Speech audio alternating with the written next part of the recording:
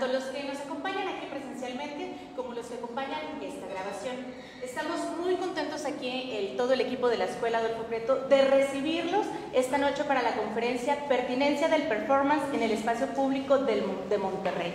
En esta conferencia tendremos un análisis de audiencias en el Parque Alameda 2012-2020, hablando de que el día de ayer, en la conferencia que abrió estas jornadas de manifestaciones artísticas de performance, ya pudimos ver un poco acerca de lo que es el trabajo que se ha hecho en Horas Perdidas, este festival de performance. El día de hoy vamos a continuar hablando precisamente tanto de Horas Perdidas como de otros ejercicios que nos permiten conocer un poco más del performance. Pero antes de presentar a nuestra ponente de esta tarde, la doctora Jessica Celeste Flores, voy a ceder la palabra a nuestro director, el maestro Eliud Nava, quien nos va a poder comentar un poco más acerca de la importancia de este programa, las jornadas de manifestaciones artísticas y del por qué en este mes de agosto de 2022 lo estamos dedicando a la performance. Muy bien, pues muchas gracias, Ari. Reitero a los agradecimientos, las bienvenidas. Pues bien, las jornadas de manifestaciones artísticas son ejercicios que están concebidos para reflexionar, dialogar, confrontarnos con distintas disciplinas artísticas. Cada mes, al cabo de un trimestre, estaremos realizando estas jornadas de manifestaciones artísticas. Iniciamos con el arte digital y multimedia, también tocamos la música. En esta ocasión estamos aterrizando en la performance y el próximo mes, el mes de septiembre, vamos a estar trabajando la literatura expandida. Entonces, bueno, como les comento, estas jornadas funcionan como ejercicios para el diálogo, para la reflexión, para el disfrute de las distintas disciplinas artísticas que trabajamos aquí en la escuela. Y pues bueno, reiterarles que nos visiten, que estén atentas y atentos a todas las actividades que tenemos aquí en la institución. Y pues nada, muchas gracias, Celeste, por estar aquí. Y pues sean bienvenidas y bienvenidos. Muchas gracias.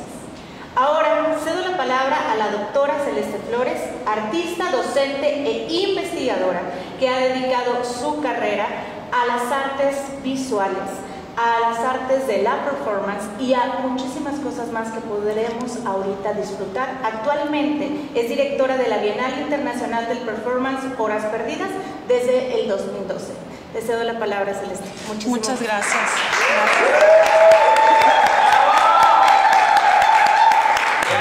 Muchas gracias. Agradezco a la casa porque siento que es mi casa, la Escuela Adolfo Prieto. Muy agradecida con Eliud, con Ari, con Gabriela por siempre recibir con los brazos abiertos mi trabajo y espero hacerlo muy bien. Muchas gracias. Sí. Muchísimas gracias. Antes de comenzar con esta conferencia, les comparto también que al terminar, los que estamos aquí de manera presencial, al terminar la conferencia, tendremos también la participación de la performer y videoartista Fina Ferrara. Ella nos va a estar compartiendo su performance Resonancias, pero terminando ahorita la conferencia podremos todos disfrutarlo. Sin más, damos comienzo. Muchísimas gracias. Gracias.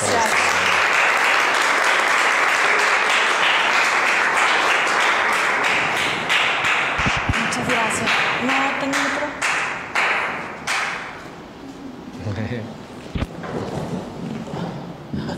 Muchas gracias. Es que si no, no me voy a oír. Muchas gracias. Buenas tardes, muchísimas gracias. Me da mucho gusto el que me hayan invitado a estas jornadas de manifestaciones artísticas, especialmente el performance. Creo que es muy importante recalcar que una iniciativa que hablara específicamente del performance tenía muchísimos años que no se hacía en Conarte y eso es de aplaudirse. Y pues bueno, pues sin más vamos a platicar sobre la pertinencia del performance en el espacio público y cómo es que llego a este interés. Me interesa participar de lo que sucede en el espacio público. Hay diferentes maneras de vivir el espacio público, las características, las limitaciones, resiliencias, entre otros, y me pregunto siempre, ¿cómo es posible que por un lado en un parque público o en un espacio público hay familias, trabajadores, parejas que hacen cosas no muy correctas, a escondidillas, actos románticos, personas que venden de todo, que trafican con su cuerpo y otros que simple y sencillamente pasan desapercibidos? ¿De qué manera el espacio público cambia según el horario, el tiempo, la fecha y la propia movilidad de la ciudad? Hablemos pues de las trayectorias a las que somos obligados a tomar. Unos cambios de dirección después de un huracán, manifestaciones, paros, bloqueos, eventos, entre muchos otros. El espacio público nunca es el mismo. El recuerdo y la experiencia que tengo de un espacio público, digamos una plaza, será igual para un niño, ese recuerdo de esa plaza, o alguien mayor, y que estemos los mismos al mismo tiempo en esa plaza. ¿Generaremos el mismo recuerdo del espacio público? El espacio público podemos decir también que es un mito de nuestras sociedades posmodernas. No todo es del dominio público. Podríamos preguntarme a qué se denomina el espacio público. El espacio público es una resistencia. El espacio público en Monterrey tiene una carga. Un día es diferente a otro, una década, día y noche. Y me puedo pasar hablando sobre la deambulación de los espacios públicos. Los domingos los niños se pueden bañar en las fuentes que tenemos en las plazas de dominio público, pero de noche esas mismas plazas dan miedo porque pues no sucede lo mismo que sucedería de día. Pero sin embargo el espacio público es una forma de habitar la urbanidad, de habitar las ciudades. Y Horas Perdidas, haciendo una breve introducción, como se dijo ayer, y hoy voy a dar solo mi versión de lo vivido y lo reconstruido con la Bienal. Va más o menos así. Había interés de llevar el performance al espacio público. Había interés de que el público que no está interesado en entrar a un museo pudiera ver un ejercicio de artes vivas, una resistencia, que no estaba perfilada para un espacio cultural, sino llevado a las calles. Llevar el arte a las calles, a donde está el que transita, sacarlo del museo. Si tomamos en cuenta que el performance es una manifestación artística que surge casi al mismo tiempo en todo el mundo, a partir de 1960, existe en México, existe en Estados Unidos, existe en Europa. Hubo un despertar del entendimiento del cuerpo y ese despertar del entendimiento del cuerpo se dio en el espacio público o se dio de manera íntima entre una configuración de uno y otro. Siempre acompañado el performance de los espacios y movimientos disidentes, sociales, políticos, culturales, dejando muchas veces confusión en los que participan y más en los que observan y accionan del mismo. Horas Perdidas se venía realizando en la extensión de un espacio público en un contexto donde se esperaba que ocurrieran cosas culturales. Los eventos de arte público se dan en la extensión de los museos, afuera de recintos culturales, en las plazas gubernamentales, donde aparece el alcalde de vez en cuando o el gobernador, solo por mencionar algunos. El performance en Horas Perdidas venía de realizarse en un espacio público que era configurado en el sujeto de la cultura, es decir, en la extensión del museo. La exploración periférica se dio de manera accidentada en otras emisiones, en lugares y en horarios en donde la gente no sabía qué estaba pasando. Al ser una manera desordenada de presentar los performances en los espacios públicos, no tuvo gran mella ni éxito. No había un hilo conductor dentro del espacio público que nos hiciera referencia de entender qué era lo que estaba pasando. Pero durante el 2012 siendo la primera Bienal de Performance, el ambiente fue muy ríspido, complejo y de completo miedo.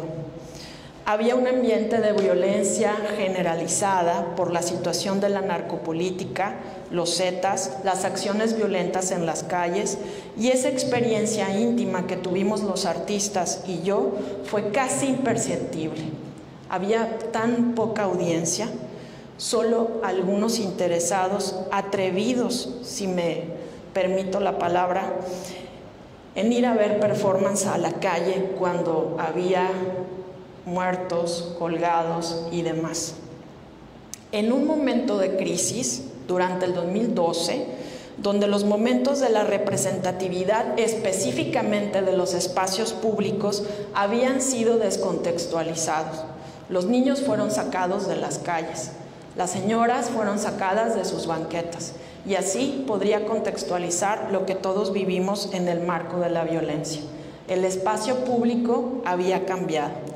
Los artistas que se presentaron en un acto de valentía casi íntimo deseaban estar presentes en el reclamo de ese espacio público. La gente que fue estaba buscando que el espacio público permaneciera en su memoria colectiva, resistiéndose a una realidad que estábamos todos sumergidos en Monterrey. Por un lado, teníamos la reciente visualidad de un nuevo espacio público configurado con la primera mujer que fue colgada en Monterrey, la famosa pelirroja, en Mitras.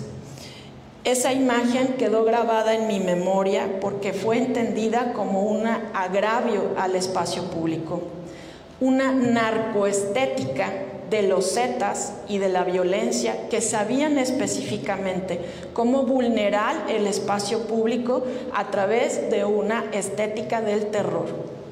Recuerdo haber visto una imagen de la pelirroja cuando estaba colgada en un puente en Mitras, que estaba siendo bajada por los rescatistas, y además en la parte trasera de donde estaba la pelirroja con el nombre de su amante había un letrero de telefonía celular, creo que era de Movistar, que decía: para que te lleves esto en tu memoria.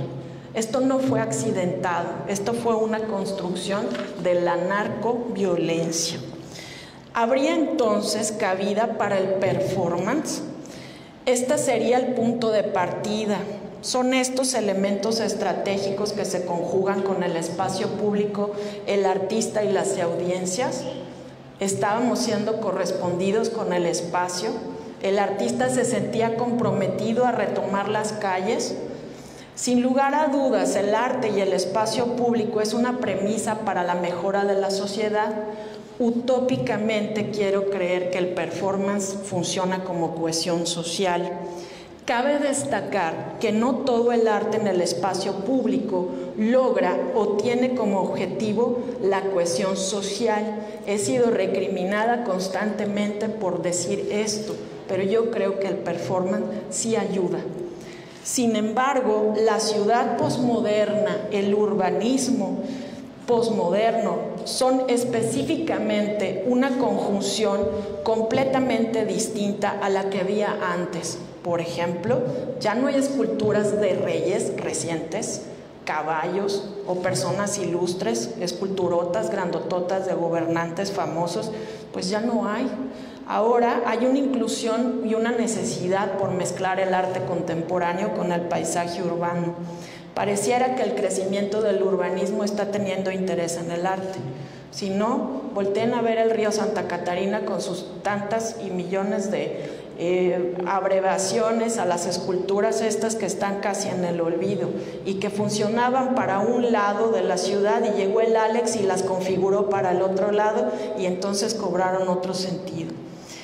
Entonces, horas perdidas mientras veía con mucho cariño y amor el hecho de todo lo que había hecho con anterioridad antes del 2012 entre amigos y colegas en la extensión del Museo de Historia, me puse a observar las imágenes cuando Melissa decidió dejar y abandonar el proyecto para dejármelo a mí.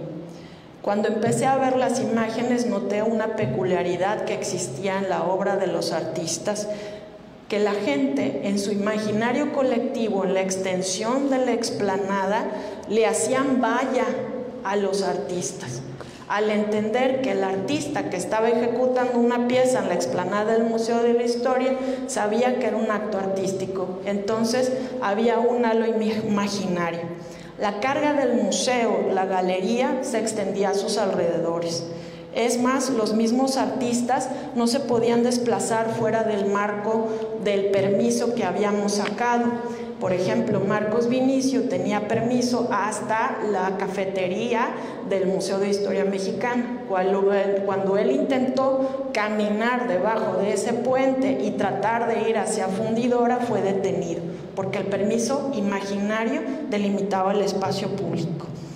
Es ahí cuando la extensión del museo, la gente quedaba por sentado que era una actividad cultural, entonces debería ser observada y consumida como tal. De verdad, qué aburrido. En un espectáculo cuyo escenario era dispuesta por la misma audiencia, pero yo seguía preguntándome por qué. El espacio público tiene una carga, un valor para el habitar. En palabras de Marc Augí, en su texto de los espacios del anonimato, narra aquellos lugares que son del uso común, que no tienen nada que ver con los espacios particulares y de hábitat privado.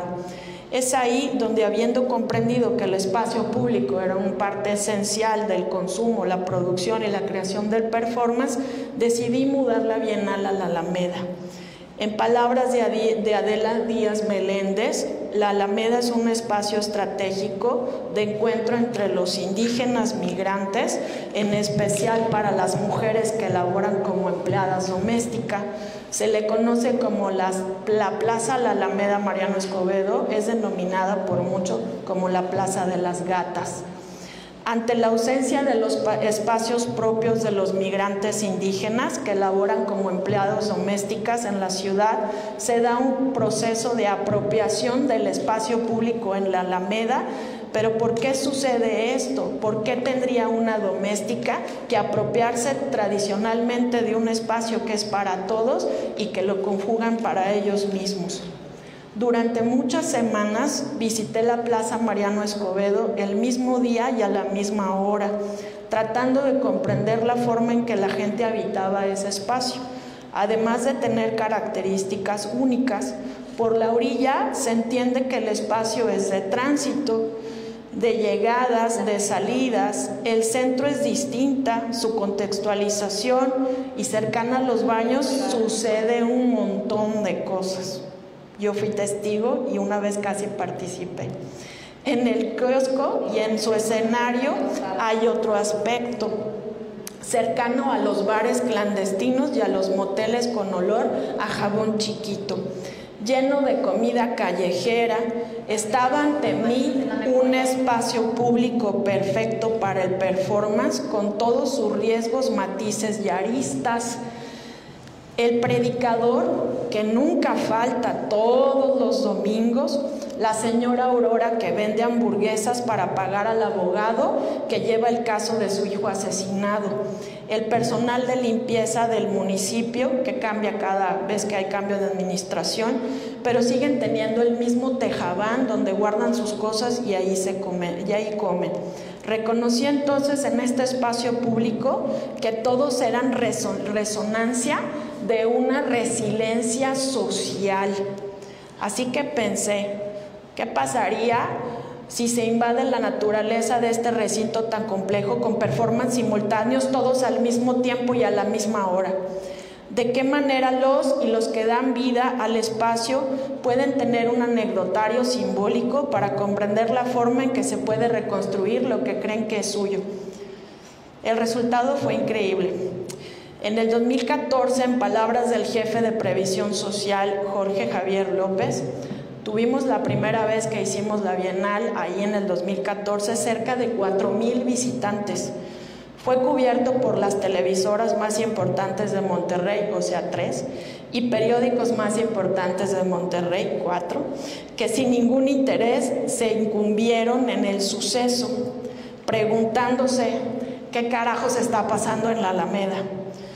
Una serie de manifestaciones culturales sucedieron en la Alameda Mariano Escobedo. Esa fue la nota de Info7 y la pasaron en todos sus horarios. Durante la realización del encuentro, las personas que por ahí pasaban gritaban y decían: mira, por aquí está pasando la Virgen, la están colgando, va a pasar arriba y la van a poner como que en un rotoplas. Y de pronto había otra persona que gritaba: mira, están enterrando viva a una persona, vamos a echarle tierra. Y entonces la gente empezaba a correr por toda la plaza. No sabían qué era lo que estaba pasando.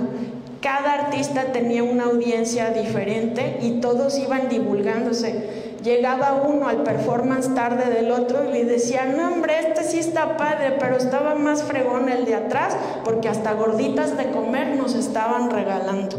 Se hacía una comunidad en la cual durante el 2012, el 2014, el 2016, el 2018 pudieron constatar que el espacio público al que jamás habían sido expuestos culturalmente con cuerpas vivas, habían sido expuestos, y los artistas dijeron: en ninguna parte del mundo habíamos vivido tan riqueza la de experiencia.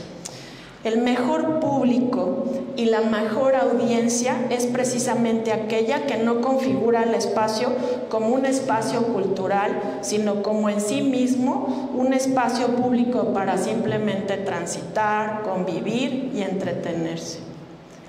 La primera pregunta que surge después de todo esto: ¿cómo después de dar un salto en el que se educa en el museo, la galería de arte, la gente que acude sabiendo que se va a ver arte, pero al salir a la calle hay otros lenguajes, otros códigos, y en donde no se presupone un público experto ante una obra artística?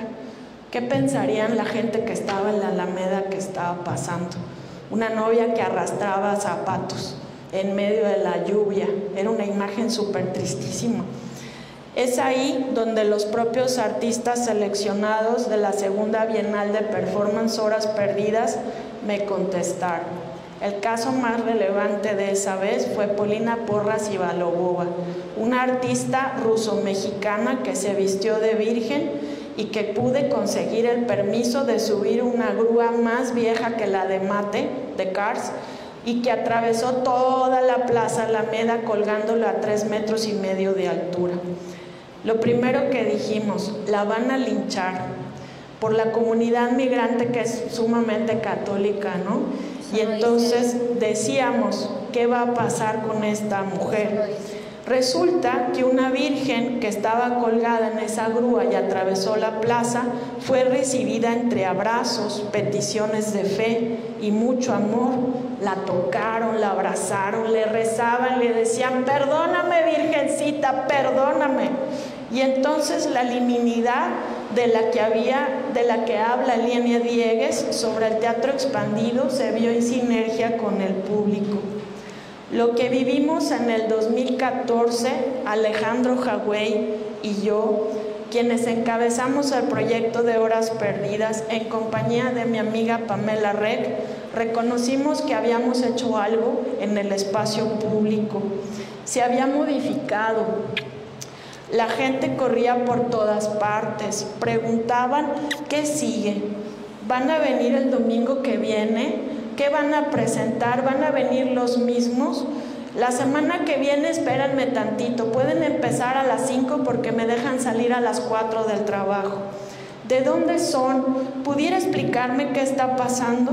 Fue cuando la Alameda se convirtió en sede por 3 emisiones desde el 2014 al 2018 en una bienal que ya no era mía, era de ellos. Artistas como Thales Frey de Brasil, Laura Bilbao de Argentina, Clara Macías de España, muchísimos otros pasaron por la Alameda Mariano Escobedo, esa a la que seguramente muchos de ustedes le siguen llamando la Plaza de las Gatas. Las piezas realizadas durante todos estos años mostraron un trabajo auténtico. Hacer performance en el espacio público sí es posible, sin necesidad de mentir, de pensar que el performance como un vehículo transgresor, pero de ideas, no transgresor usando el cuerpo. Eso ya es viejo, ya pasó. El cuerpo es cuerpo político, pero puede ser utilizado de otra manera, de una configuración en la que puede ser visto por todos y disfrutados por cualquier edad. Recuerdo perfectamente a mi hija corriendo desde que tengo memoria, de los 2, los 4, los 6, los 8, los 11, todas las veces diciéndome: mamá, ¿esto es un performance? El espacio público fue tomado por los artistas en una colectiva de performance, un domingo cualquiera, de donde cada artista tuvo una audiencia. Nunca estuvieron solos. A ellos se dio paso para comprender que se hace una curaduría de performance. Ese fue otro problema. Jagüey y yo decíamos: ¿cómo vamos a hacer curaduría de performance? Si ni siquiera sabíamos cómo hacer una curaduría de obra plástica.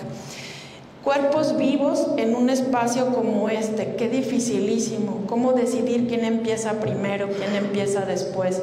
¿Cuál es la pieza central, la más importante, la climática?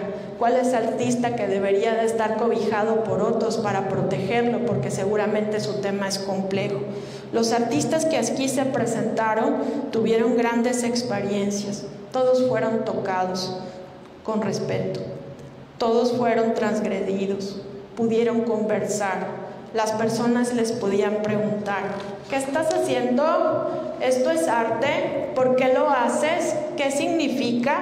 ¿Me puedes decir de qué se trata?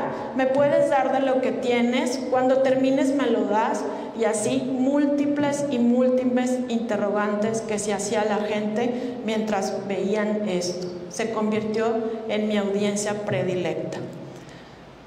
Los artistas fueron tratados como emotividad y nunca con rechazo. Pasó de todo. Jagüey no me va a dejar mentir. Siempre tuve la certeza de proteger a mis artistas, porque nunca sabía qué iba a pasar. Esa es la magia del performance. Y entonces yo iba con el de previsión social y me ponía las cruces. Ay, ahí viene esta, la de los performance. Y le decía: bueno, pues es que voy a organizar el evento y de nuevo y demás. Dime, ¿vas a volver a colgar a alguien? Le digo: no. ¿Vas a enterrar a alguien? No, pero todavía no sé cómo va a estar el asunto. Y entonces siempre yo pedía una ambulancia, policía montada, protección civil, casi le hablaba hasta la ministerial para que fuera a la Alameda, porque yo quería que ellos se sintieran resguardados. Siempre la Alameda será un lugar señalado por quien lo gobierna. Nos decía: después de las 9 de la noche están solos, tienen que terminar antes.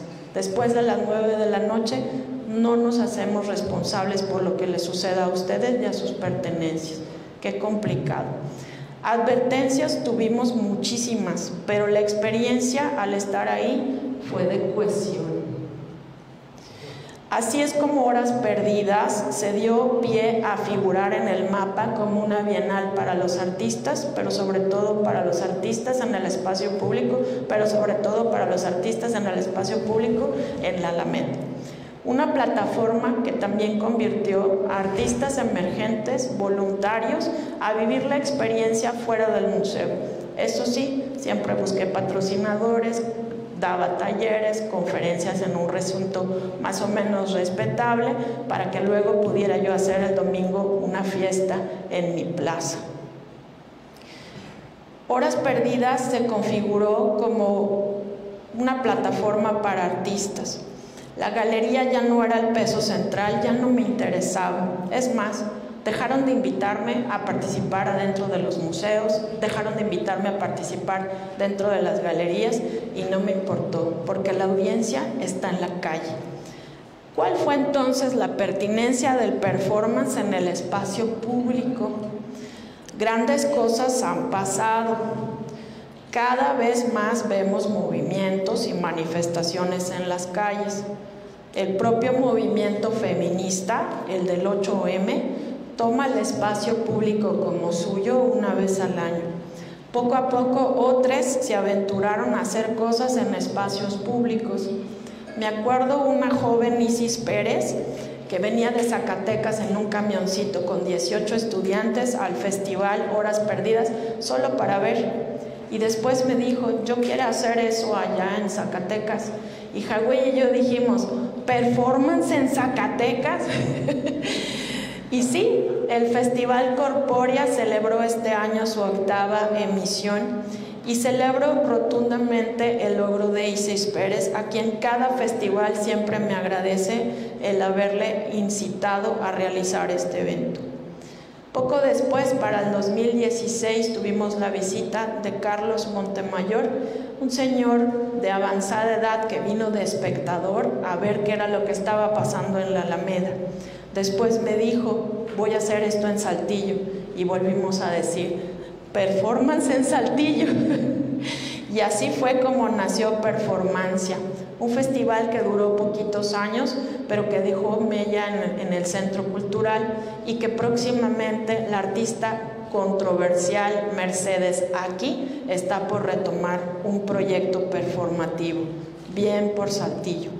Muchos estudiantes que fueron voluntarios o asistentes después dijeron, maestra, ¿puedo participar con una pieza de performance?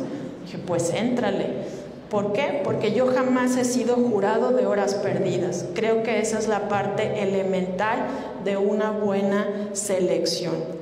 Ahora, estos artistas que en ese tiempo participaron como voluntarios, que después quedaron con una pieza, los veo a muchos sentados aquí, participando en bienales, viajando al extranjero, oyéndose con una beca toda pagada a Canadá.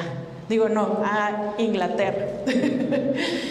Entonces, pues bueno, ¿cómo influye el retomar el espacio público como un espacio para el arte? Sin duda, la experiencia sigue creciendo. Hace 1 año y medio, unas cuantas estudiantes que hablaban muy bajito decidieron organizar un evento que se llamó Feminidad Nativa. Era un colectivo de algunas cuantas estudiantes que tenían poca experiencia en gestión, pero tenían un gran entusiasmo por vivir la experiencia en las calles. Sin embargo, la pregunta es ¿por qué? ¿Por qué la calle? Ya no nada más era performance, ya había intervención, ya había instalación.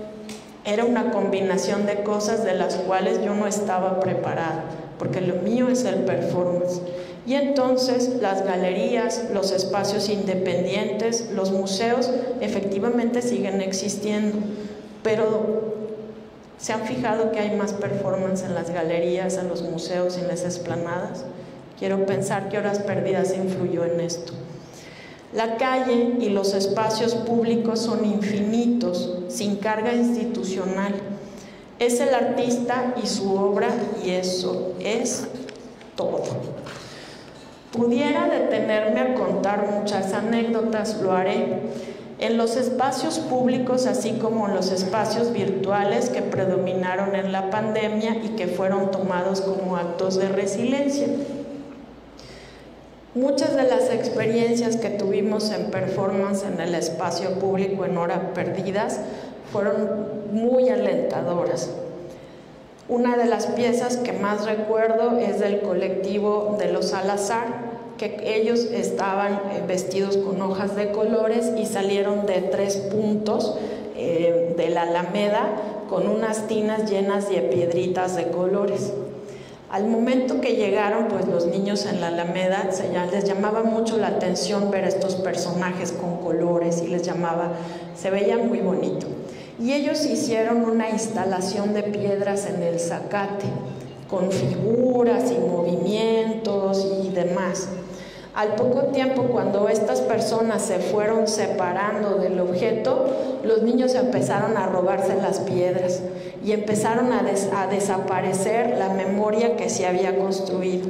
Y estos mismos niños empezaban a hacer sus propios objetos fuera de la pieza misma o decidían llevárselas para hacer sus objetos en la casa. Finalmente terminaron robándose hasta las tinas.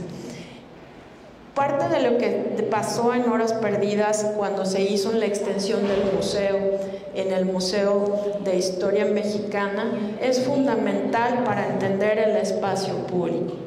¿Por qué decidir correr el riesgo de ir a un lugar no domesticado para el arte?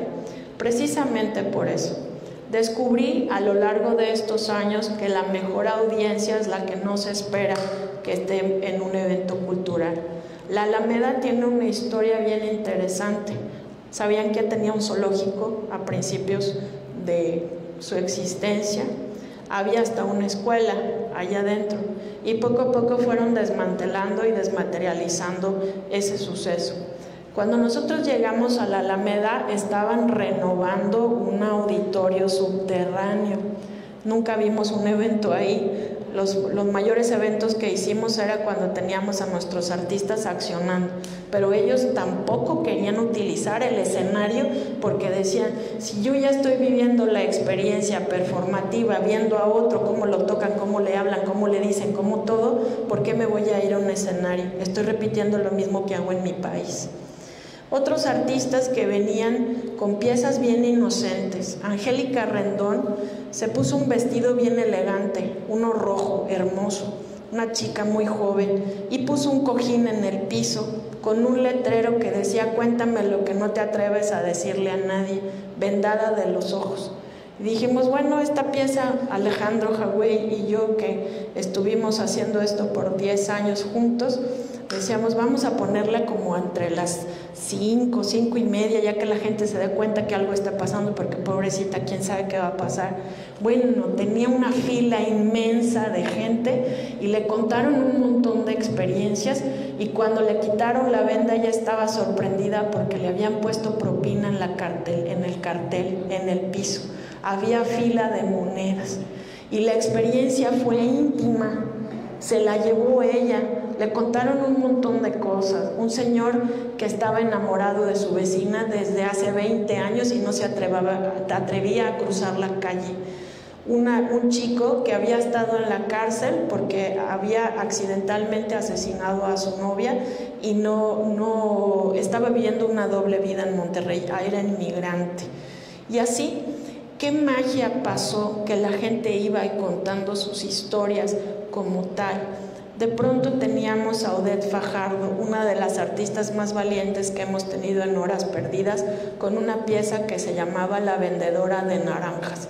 También un vestido rojo muy sensual, con 2 exprimidores de autoservicio en los senos. Cuando ella postuló la pieza me dijo, quiero un puesto de naranjas, y nos dimos a la tarea de conseguirle toldo, una mesa, de ponerle unos coloridos manteles con 10 costales, ¿verdad, Alejandro? Eran 10 costales de naranja y se vendían los vasitos a 5 pesos. ¿Qué era lo que hacía? Que bueno, ella cortaba la naranja y uno pues tenía que ir a apachurrarle los senos para sacar el juguito y refrescarte en la Alameda. Pues se llenó de gente y pasaron muchas experiencias. Había una señora que le pagaba constantemente a su esposo para hacer fila y estaba súper divertida y le dijo, bueno, te voy a dar permiso que le toques las boobies, pero solo porque es por el jugo, no por otra cosa. Pero de pronto también había hombres que se le acercaban, y perdón por los que nos están viendo, pero le apretaban la naranja mientras le iban mirando a los ojos. Odette siempre estoica, sin decir nada, y le decía, ay mamita, qué rico tu juguito, y ella siempre se mantenía totalmente seria. ¿Qué fue lo que pasó? Que cuando terminó la pieza y terminó todo lo que pasó, me dice, Celeste, junté mucho dinero, se vendieron todos los jugos, es una intervención maravillosa con los señores que estaban sentados, que no querían ir a tocarla por respeto. Ella misma fue, se exprimió y les llevó, tenga señor, yo sé que usted no se atrevía, aquí le está su jugo. Pero ¿de dónde tomó más agresión? ¿O quién más la agredió? Aparte de algunos hombres que pues fueron a aprovechar, tocarle el artefacto multijugos que tenía en el pecho, de las mujeres. Las mujeres fueron las que las agredieron más. Y así pudimos constatar que las características del espacio público fuera de una galería eran más auténticas que estar dentro del museo, porque no veo a alguien adentro de un museo apretándole las boobies y sacándole juguito, diciéndole un insulto. Creo que sería tratada con otro respeto. Estábamos con la mejor audiencia. Horas Perdidas también tuvo sus desventajas. Nunca decidí en qué mes hacerlo. Lo hacía en abril, hacía mucho calor. Lo hacía en agosto, pues todavía más. Lo hicimos en octubre, nos llovía bastantísimo. ¿Qué fue lo que pasó? La constante que se daba en el espacio público todo el tiempo era: la gente nunca se iba, siempre se quedaba. Una de las piezas más hermosas que hubo en el 2018 fue del artista guatemalteco Rodrigo Arenas, que estuvo haciendo una serie de instructivos para la comunidad migrante para que pudiera cruzar el río Bravo, y se dio la tarea de decirles: para sobrevivir con botes de plástico te puedes hacer un chaleco salvavidas, con cuerdas y algunos clavos te puedes hacer una escalera para cruzar la línea, y así sucesivamente. Si recolectas todos estos objetos de la basura, los incursionas en tu zapato de esta manera, vas a poder trepar más fácilmente. Y ese fue muy triste para muchos de los espectadores, porque se llenó de inmigrantes que estaban a punto de cruzar el siguiente fin de semana y que estaban a la expectativa.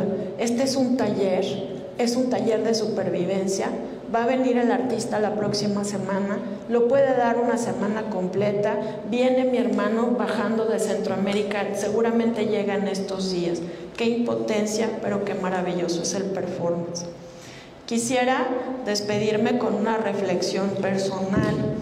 El performance es un arte vivo, pues sí, pues se utiliza el cuerpo, un acompañante de actos disidentes, de movimientos sociales, que pudiera extenderse en todo Nuevo León, porque bueno, ya me atreví a la Alameda.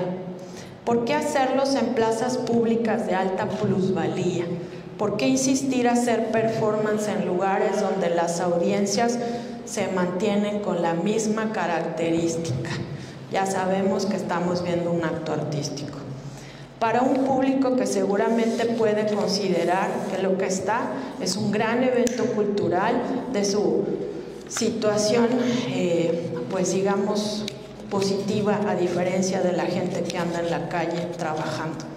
Y entonces pudiera hacerse el performance en más periferias.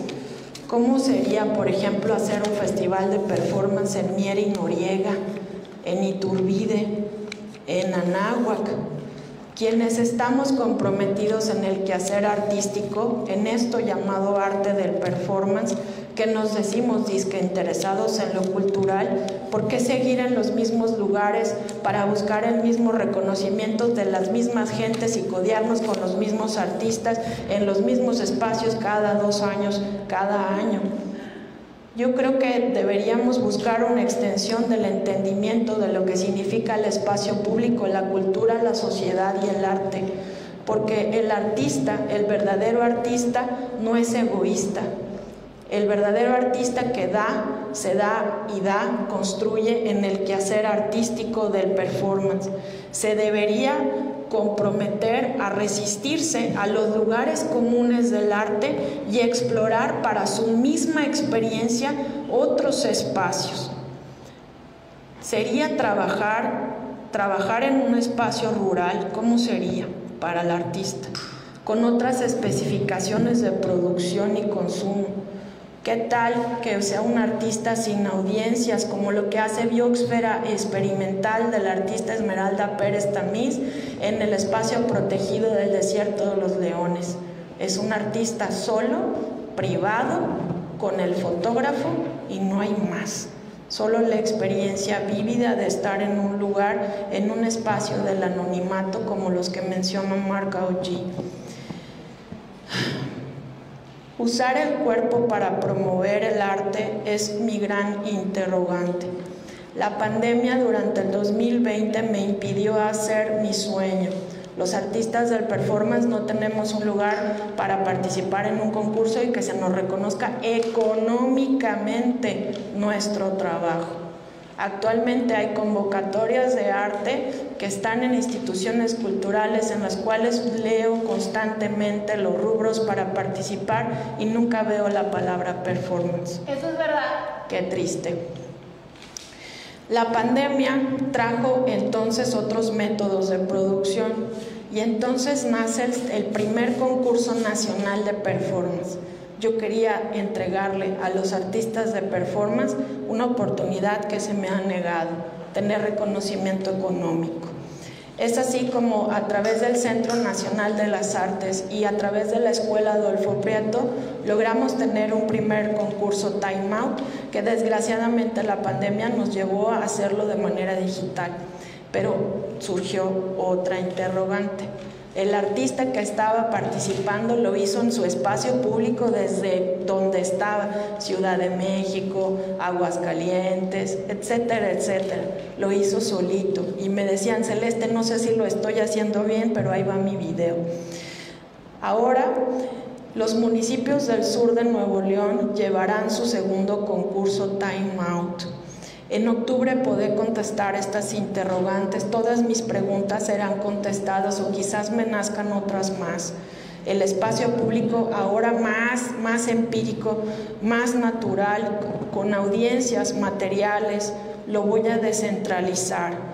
Cultura y etnografía serán pertinentes para que el performance se pueda lograr como una cohesión social. Sí, voy a volver a repetir, el performance como cohesión social, a través del uso de esto que todos tenemos, un cuerpo que intenta ser mediante el arte un todo. Mi labor, creo yo, que apenas comienza.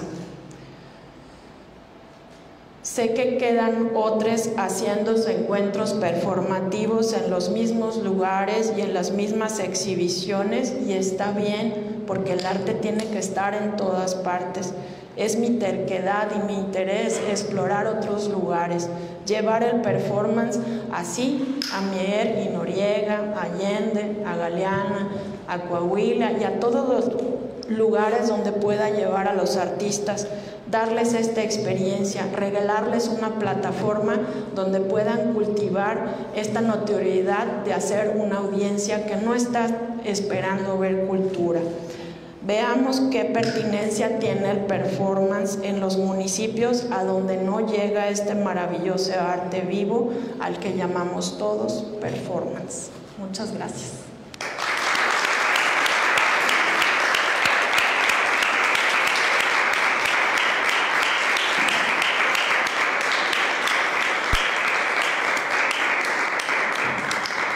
Celeste, muchísimas gracias. Realmente ha sido un disfrute el haber compartido este momento contigo. Antes de concluir, de los que estamos presentes, preguntas, comentarios, este es el momento aquí para que Jessica nos pueda por ahí compartir más. Si alguien tiene pregunta o comentario, nada más levante la mano y le paso el micrófono. Adelante, y si no, pues les platico de los videos un poquito. Bueno, pues antes que nada, muchas gracias. Creo que ha sido una exposición muy interesante a la manera en que vas narrando todo el proceso de tus vivencias. Me quedo pensando, bueno, me han surgido varias dudas, pero no tanto dudas, son como cuestionamientos sobre el mismo proceso que has estado pues compartiéndonos. El día de ayer, la artista Melissa nos presenta una primera etapa, ¿verdad? Una etapa que se percibe como inicial, evidentemente, sobre horas perdidas, con ciertas características. Tú nos presentas esta otra etapa donde se siente algún cierto tipo de maduración en el proyecto, una etapa hacia como una institución. Pareciese que es lo que inicia siendo un tanto visceral, por decirlo de esa manera, adquiere después un momento en el que se instituye. Entonces mi pregunta es, ¿sientes tú que en algún momento tendrás que darle una vuelta de tuerca para que regrese a un estado visceral, a un momento en el que la institución del proyecto agote todas sus posibilidades expresivas? Entonces eso sería como un primer acercamiento, ¿no? Y hasta dónde llegarías tú?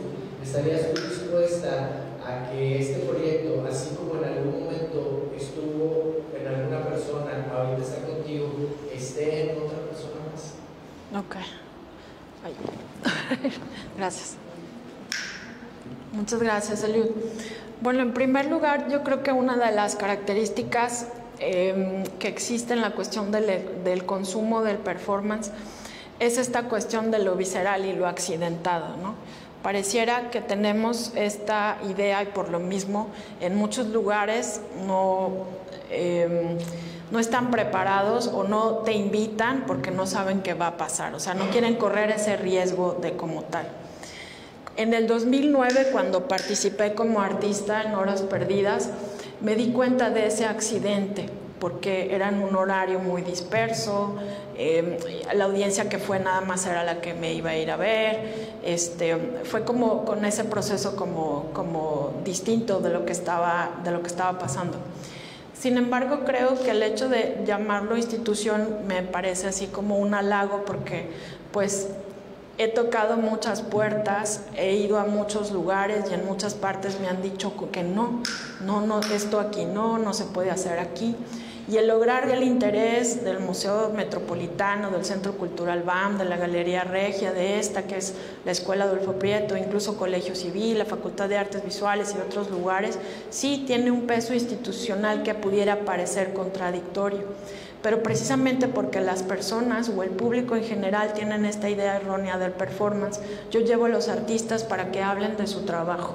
Hacen talleres, tienen una experiencia y se dan cuenta que la formación del artista del performance sí puede ser visceral, porque tenemos no nada más la congelada de uvas, sino que tenemos como Guillermo Gómez Peña en La Pocha Nostra, Erika Bule, María Eugenia Chelet, un sinfín de artistas que utilizan su cuerpo de manera transgresora y sin embargo pues también tienen esta parte dualidad académica. No puedo negar que pues tengo 18 años de ser maestra y tengo 15 de ser maestra de performance en la Facultad de Artes Visuales, no lo puedo dividir. Y hacer la sinergia de juntar cuerpo artista, cuerpo docente, cuerpo investigadora, cuerpo espectador, cuerpo mamá, cuerpo esposa, o sea, esta parte multifacética que tengo yo hace que sea esto un logro, por así decirlo, en la parte institucional. La parte visceral de la que tú hablas y exponencial sí se da en los performances, pero específicamente en la convocatoria dice performance en el espacio público. Porque si yo quisiera construirlo hacia otro lugar donde fuera más accidentado quizás, o donde fuera más exploratorio, y etcétera, etcétera, pues entonces nada más llegaría a convocatoria de performance y entonces entra cualquier número de cosas. ¿Qué me depara el futuro? Pues yo también tengo esa pregunta. La primera que me viene en mente es que yo quiero llevar de gira Horas Perdidas. Tampoco me veo haciendo esto toda la vida. Voy a cumplir 44 años y hacer la Bienal me deja 6 meses muerta, ¿no? Entonces es muy importante tomar en cuenta que el interés que tengo es que mucha gente lo vea y sepa qué es y que se quede en la memoria. Y que así como se acercaron los de Feminidad Nativa y decirme, oye, pues es que pudiera yo hacer un festival, cómo se hace, etcétera, etcétera, ya eso me da a mí la validez o el amor o si quieres el egocentrismo de seguir haciéndolo para que otros vean lo que se puede hacer, porque pues va como por generaciones como tal.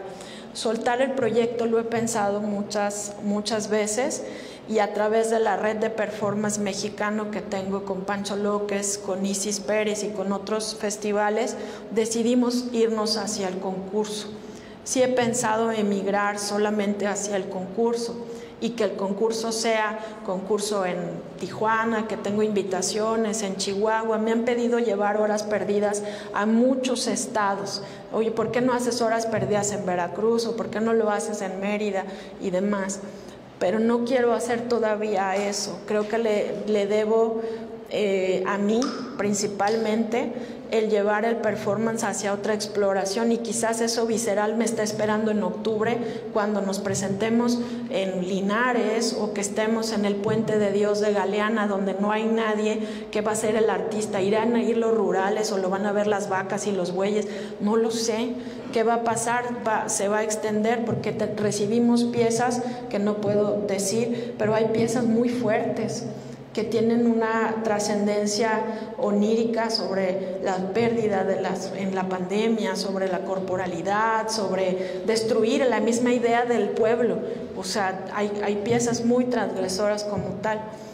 Y el hecho de que Horas Perdidas se haya construido así, los jurados que selecciono yo cada emisión, se les da con un seudónimo. Ellos eligen las piezas. Yo no tengo interferencia porque el mundo del performance es súper chiquitito y no le puedo decir a mi amigo o al que conozco, ay, no puedes participar, qué pena. Se me hace muy terrible en esa cuestión. Espero yo poder contestarte en noviembre más asertivamente y decirte, ¿sabes qué, Eliud? Lo dejo porque me pasó de todo. Ya tuve un primer acercamiento con los narcos que me dijeron, esta ranchería no, después de las 6 de la tarde, muchas gracias, bye. Entonces quizás también esas exploraciones pongan en riesgo el trabajo. La motivación es la misma, vivir una audiencia que no está esperando ver eso y que traten de dignificar al mismo artista, que diga, lo puedo hacer en una galería, qué padre, pero también lo puedo hacer en un espacio público. ¿Alguien más con alguna pregunta o comentario? Yo quisiera hacer una. La verdad es que Horas Perdidas es algo que disfruto mucho. He tenido la oportunidad de estar ahí varias veces y se disfruta, la verdad, bastante. Entonces me puse a pensar varias cosas. Que esta pregunta es como más por morbo. Si lleváramos, la verdad, que en tu imaginario y en la experiencia que has tenido viendo esta interacción con el público y con el espacio, si lleváramos un evento como este, no sé, a un espacio público pero de otro contexto, no sé, Valle Oriente, un domingo, el Rufino Tamayo, no sé, una cosa así, ¿tú qué crees que cambiaría en la experiencia? Obviamente hablando desde tu perspectiva. Y número dos, ahora ya más a lo formativo y al área de alcance de todo lo que es el arte performático. Ahorita mencionabas algo muy interesante, y es que en las convocatorias de arte y demás es un poco difícil encontrar el performance como tal, ¿no? De que buscamos gente que haga performance. ¿Cómo acercamos más bien a la gente que quiere estudiar, a la gente que quiere aprender? Como por ejemplo aquí mismo en la escuela tenemos talleres de dibujo, de pintura, de teatro y demás. ¿Qué estrategia pudiéramos seguir tanto las instituciones públicas como también las privadas para poner el arte del performance y la preparación del performance más al alcance de todos? Eso es lo que sería. Ok. Gracias, Ari. Bien, buenas preguntas. Bueno, es que obviamente pues Valle Oriente es un espacio público que también tiene sus reglas como tal, y voy a recordar una pieza de Elvira Santamaría, porque Elvira Santamaría hizo así un taller y dijo, bueno, vamos a ir a hacer performance a un mall, a un centro comercial.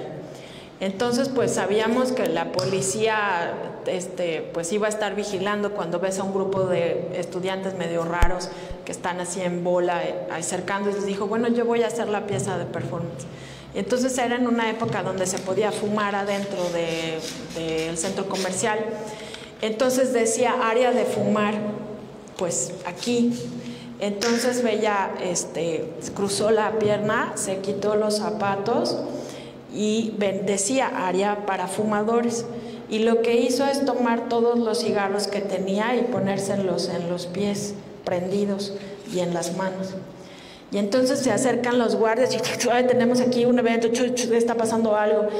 Y entonces decía, ¿qué está pasando? Pues es que hay una mujer y está fumando.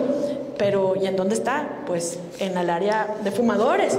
Y entonces, ¿pero cuál es la queja? Pero pues es que tiene muchos cigarros, pero está en el área de fumadores. Y se seguían hablando por radio y no sabían cómo abordarla, ¿no? ¿Qué era lo que estaba pasando? Y todos los que estaban alrededor pues decían, pues esta es una maestraza del performance, porque jugó con la nomenclatura de lo que estaba sucediendo ahí, y los pobres policías pues terminaron dejándola que ella consumiera sus cigarros con sus deditos de sus pies y sus manitas, y terminó su cigarro, los apagó, todo se paró y se fue. Y ellos se quedaron en la expectativa de que qué diablos es lo que estoy viendo, ¿no? O sea, ¿cómo es que está pasando? Entonces, llevarlo a otro lugar sí también está interesante y sí estaría como muy revolucionarlo hacerlo. Vamos a ver qué pasa con este año. Y la segunda motivación que creo que no me va a dejar negar, por aquí está Alejandro Certuche, a quien quiero mucho y admiro bastante, es que yo creo que la motivación va a ser como pues una motivación muy pues de ego. Es que cuando te invitan a un festival de performance o un festival de arte, es más fácil que te muevas tú a llevar toda tu exposición completa a Nueva York, o que hagas toda tu exposición y te inviten, ven a hacer una exposición individual a Querétaro. Ah, sí, claro, pero eso es para los artistas muy, muy consolidados, pero mover tu cuerpo es bien fácil. Entonces, si te das cuenta, pues los festivales de cine, también pues utilizan un DVD, y entonces se puede transmitir constantemente la película y es más fácil mover el objeto.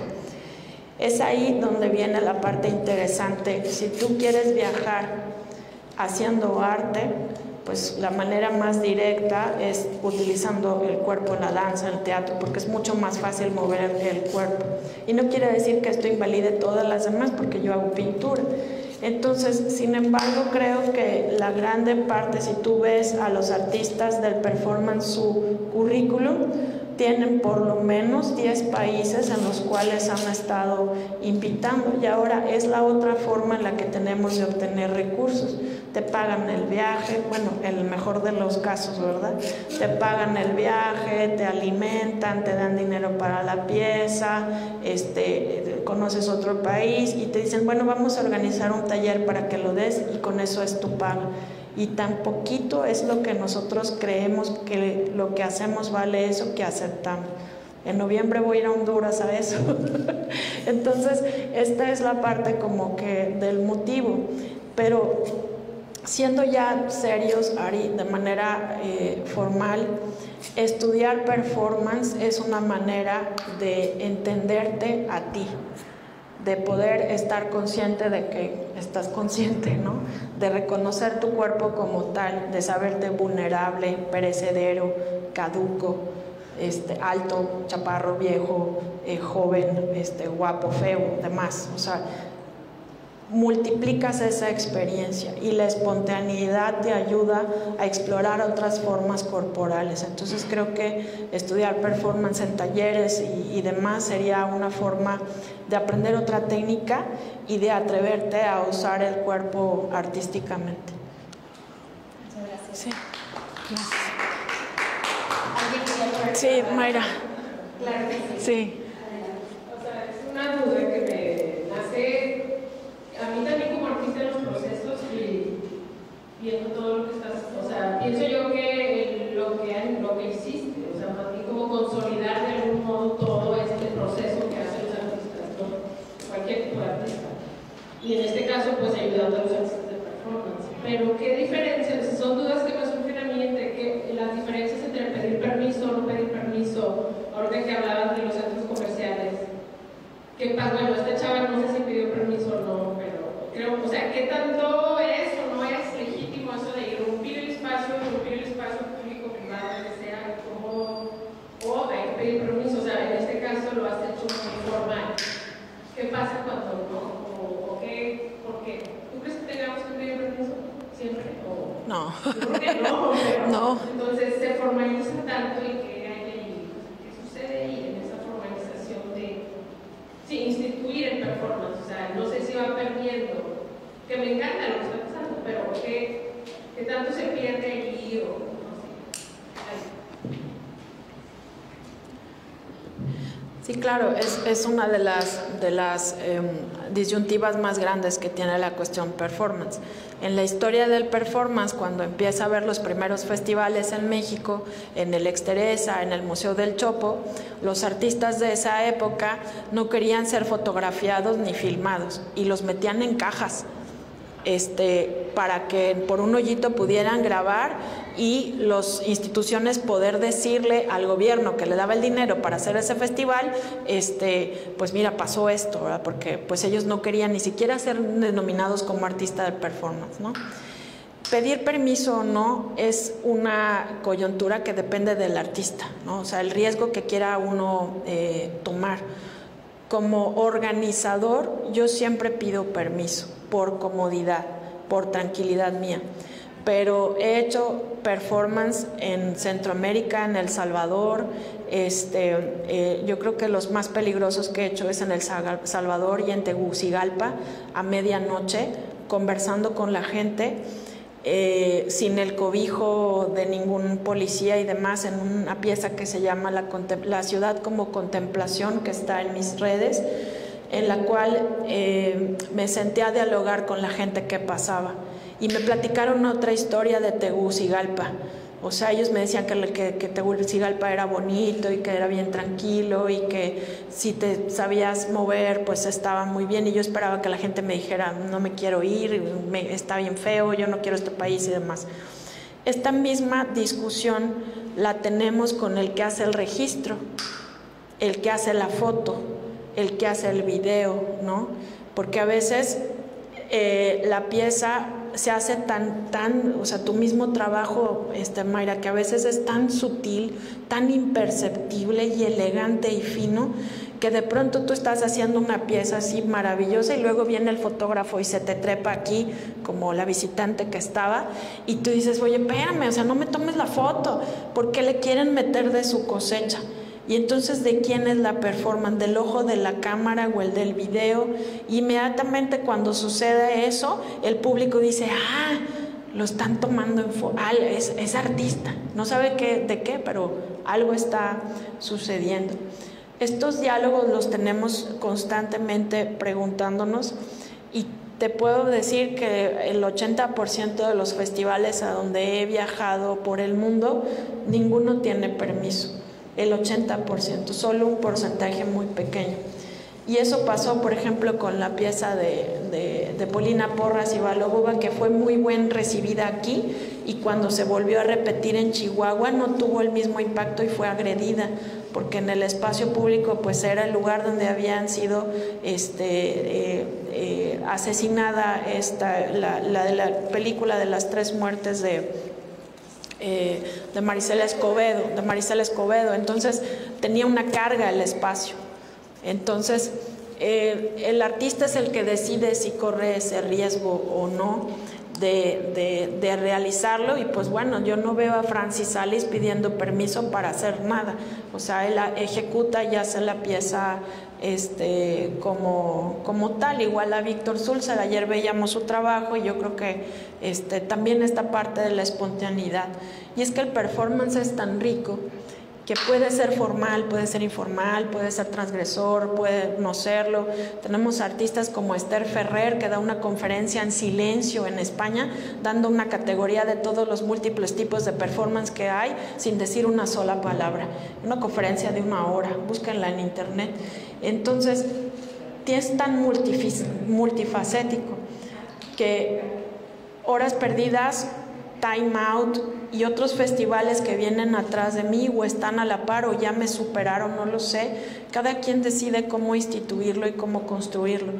Para mí ha sido construirlo como un lugar que le dé validez, una seriedad que no tenía, y he tenido que renunciar a mi vida artística en Monterrey por dejarle lugar a otros.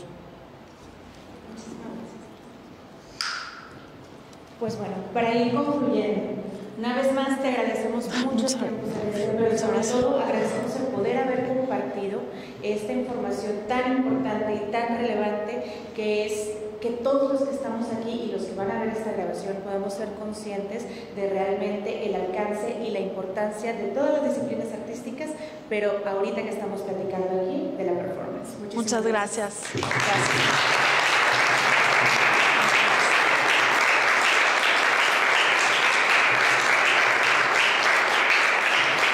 Con esto concluimos.